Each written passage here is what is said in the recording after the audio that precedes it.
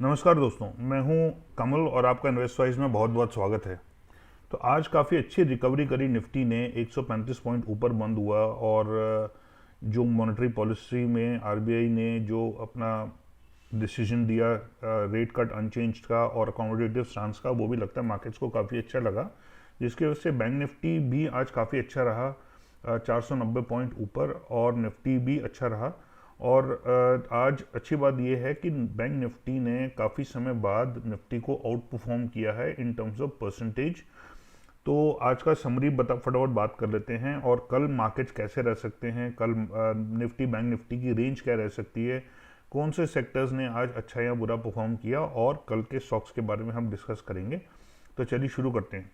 तो आज जैसे मैंने बताया कि निफ्टी जो है वो 135 पॉइंट ऊपर बंद हुआ 14,819 के करीब, और खुला था ये 34 पॉइंट ऊपर, नीचे भी गया कल के मुकाबले 33 पॉइंट, और जो इसका हाई लगा था आज वो कल के मुकाबले 195 पॉइंट ऊपर था, और फाइनली 60 पॉइंट इसने वापस देके 135 पॉइंट ऊपर बंद हुआ।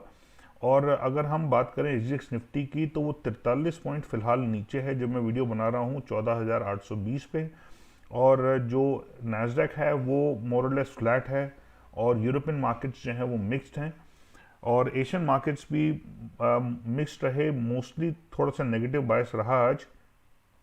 और अगर हम सेक्टर्स की बात करें तो एक भी सेक्टर आज माइनस में नहीं था, अच्छी बात ये थी, और जो सेक्टर्स प्लस में थे सबसे ज़्यादा वो थे PSU banks, private banks, auto और कंजम्पशन के स्टॉक्स या सेक्टर्स रादर। तो ये सारे जो सेक्टर्स हैं सबसे ज़्यादा प्लस में थे। और अगर आप बैंक निफ्टी की बात करें तो बैंक निफ्टी बंद हुआ 490 पॉइंट ऊपर 32,991 पे, और आज खुला था ये 28 पॉइंट ऊपर, नीचे गया था ये 360 पॉइंट, यानी कि कल के मुकाबले 360 पॉइंट नीचे भी गया, और जो हाई लगा कल के मुकाबले वो लगा 690 पॉइंट ऊपर का, और लगभग इसने 200 पॉइंट वापस दे दिए और 490 पॉइंट ऊपर फाइनली बंद हुआ। और अगर हम कल की रेंज की बात करें तो कल की रेंज निफ्टी की ऊपर की तरफ रह सकती है 15,030 के करीब, और नीचे की तरफ रह सकती है 14,650 के करीब, ये अंदाज़ा मेरा है कल के लिए।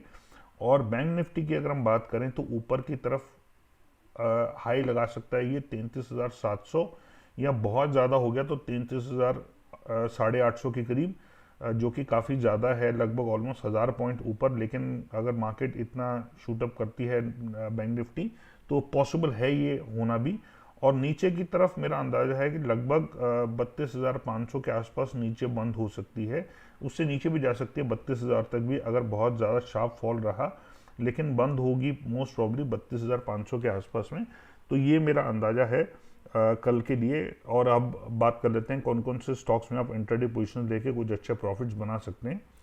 तो सबसे पहला स्टॉक है बॉश। तो देखिए बॉश काफ़ी समय तक नीचे लोअर हाइज और लोअर लोज बना रहा था, लेकिन यहाँ पे इसको थोड़ा सपोर्ट मिला है, यहाँ पे इसकी फॉल बंद हुई जो लगभग इन लेवल्स के आसपास के हैं, जो पहले भी एक सपोर्ट इसके लिए एक्ट कर चुके हैं।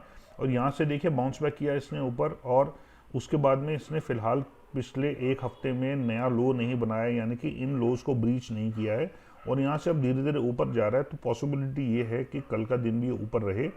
और अगर आप लेवल्स और टारगेट्स चाहते हैं तो आप मेरा टेलीग्राम चैनल ज्वाइन कर सकते हैं, जिसका लिंक डिस्क्रिप्शन में दिया हुआ है। वहाँ पर आपको लेवल्स और स्टॉप लॉस वगैरह मिल जाएंगे, टारगेट्स मिल जाएंगे, और साथ में आप मुझे चाहें तो ट्विटर पे भी फॉलो कर सकते हैं, जिसका लिंक भी डिस्क्रिप्शन में दिया हुआ है वीडियो के, तो वहाँ पे क्लिक करके आप मुझे फॉलो कर सकते हैं। मेरा ईमेल आईडी है investwise0070@gmail.com। तो अगर आप अपने ब्रोकर के पास बहुत ही हाई ब्रोकरेज रेट्स दे रहे हैं, या आप अपने ब्रोकर की सर्विसेज से सेटिस्फाइड नहीं हैं, तो आप मुझे इस ईमेल एड्रेस पे लिख सकते हैं। मैं आपका अकाउंट एक बहुत ही रिप्यूटेड ब्रोकिंग हाउस के साथ खुलवाऊंगा, जहां पे आपके ब्रोकरेज रेट्स अभी के मुकाबले काफ़ी कम होंगे। उसके अलावा आपको सर्विस इश्यूज़ नहीं आएंगे, आपका आरएम भी मैं ही रहूँगा। अगर आपको किसी भी तरह की दिक्कत आती है तो आपके इश्यूज़ को रिजॉल्व करना मेरा काम होगा, और साथ में आपका जो पोर्टफोलियो है उसमें भी आपको गाइडेंस मैं ही दूंगा कि आपका कौन सा स्टॉक कब खरीद सकते हैं, कब बेच सकते हैं, और आप मेरे साथ जुड़ने के बाद में आपके प्रॉफिट्स में काफ़ी सारा इजाफा हो सकता है। तो अगर आप जुड़ना चाहें मेरे साथ में तो मुझे इस ईमेल एड्रेस पे लिख सकते हैं, ये मेरे वीडियोस के डिस्क्रिप्शन में भी दिया होता है। तो उसके अलावा टेलीग्राम चैनल का, जैसे मैंने बताया कि आप टेलीग्राम चैनल जो डिस्क्रिप्शन का है वहाँ पे आपको लिंक मिल जाएगा टेलीग्राम चैनल और ट्विटर का, तो वहाँ से भी आप मेरे साथ जुड़ सकते हैं। नेक्स्ट स्टॉक है कोलगेट पाल्मोलिव। तो कोलगेट जो है वो काफ़ी रेंज बाउंड रहा है काफ़ी समय से, 3-4 महीने से, लगभग 1650 के आसपास ऊपर की साइड में और लगभग 1500 नीचे की साइड में।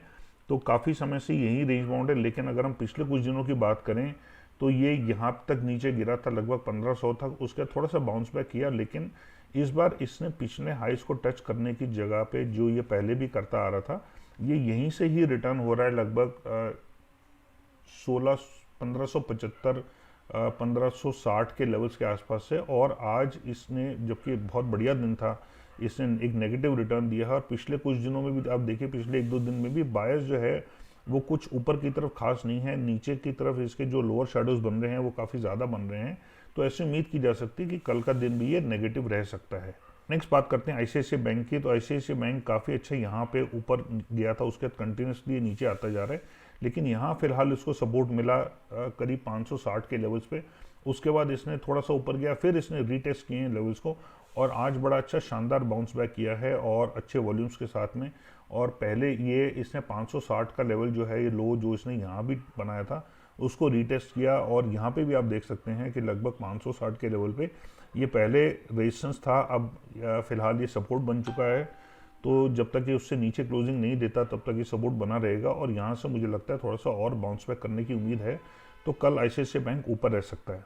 नेक्स्ट बात करते हैं कोटक की। तो कोटक भी देखिए काफ़ी रेंज बाउंड भी रहा है और थोड़ी वीकनेस ज़्यादा देखने को मिल रही है, बार बार ये नीचे के लेवल्स दिखाता है और यहाँ पे इसने अपने हाईएस्ट टेस्ट किए थे लगभग 1975 के आसपास और उसके बाद कंटिन्यूसली नीचे आता रहा, पिछले लोज के मुकाबले एक नया लो बनाया, लेकिन यहाँ पे इसको जो पहले के इसके लोज थे लगभग 1725-50 के आसपास में, वहाँ से इसको सपोर्ट मिली है और ये फिलहाल इसने काफ़ी दिनों से 1750 से नीचे क्लोज नहीं किया है। आज थोड़ा सा इसने गेंस अपने हाइस से काफ़ी ज़्यादा वापस दे दिए, लगभग 1%, 18 रुपये के करीब, लेकिन फिर भी ये उम्मीद की जा सकती है कि ये ऊपर जाएगा। और देखिए इंडिकेटर्स भी धीरे धीरे इसके हल्का हल्का ऊपर मूव होना शुरू हो चुके हैं, चाहे हम स्टोकेस्टिक्स की बात करें, चाहे हम विलियम्स की बात करें। तो पॉसिबिलिटी ये है कि कल का दिन कोटक महिंद्रा बैंक ऊपर रह सकता है।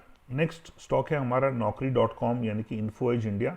तो ये भी देखिए काफ़ी समय से नीचे लोअर हाइज और लोअर लोज बना रहा था, लेकिन यहाँ पे आके इसको थोड़ा सपोर्ट मिला है। हालांकि ये पिछले कई महीनों के मुकाबले एक नया लो था, लेकिन उसके बावजूद भी काफ़ी यहाँ पे इसको स्ट्रेंथ मिल रही है और ये 4200 से नीचे फिलहाल क्लोज नहीं किया। हालांकि 4000 तक भी इसने लो बनाया इस दिन, लगभग 30 मार्च के आसपास में, लेकिन उसके बाद ये धीरे धीरे ऊपर जा रहा है और आज भी काफ़ी स्ट्रॉन्ग वॉल्यूम्स के साथ ऊपर गया है। तो ऐसे उम्मीद की जा सकती है कि कल का दिन भी शायद इसके लिए थोड़ा पॉजिटिव रहे और बाकी सारे इंडिकेटर्स भी ऊपर हैं, तो कल ये शायद अच्छा दिखा सकता है और लगभग 5000 या 4900 के अपने जो पुराने जो ये लेवल्स हैं यहाँ पे भी टेस्ट कर सकता है। उसका देखना होगा कि उससे और ऊपर जाता है कि नहीं जाता।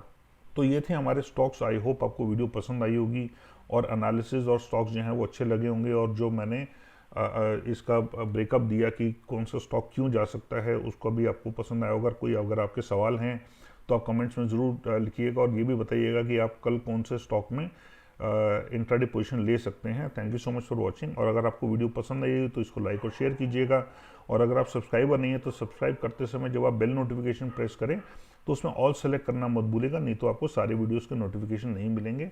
तो thank you once again and take care and God bless.